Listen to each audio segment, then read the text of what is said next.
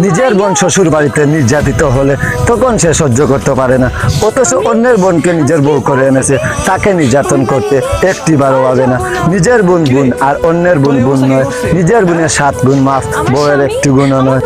আপনার বোনের জন্য যেমন আপনার কষ্ট লাগে, আপনার বউর ভাইয়ের তার জন্য কষ্ট লাগে।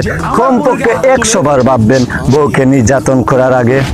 দিলে কি দয়া হয় না? ভাবি, তোমার শরীরে এত দাগ কিসের? ওর কথা বাদ দে, ওর এগুলো অভ্যাস হয়ে গেছে। তুই চল আমার সাথে। কোনো দরকার নাই ভাইয়া,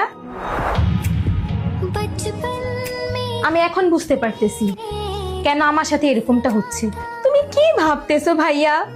তুমি নিজে অন্যের বোনের সাথে এমন কাজটা করতে পারলে তোমার বোনের সাথে কেন এমনটা হবে না? আচ্ছা, আমি চলে যাচ্ছি।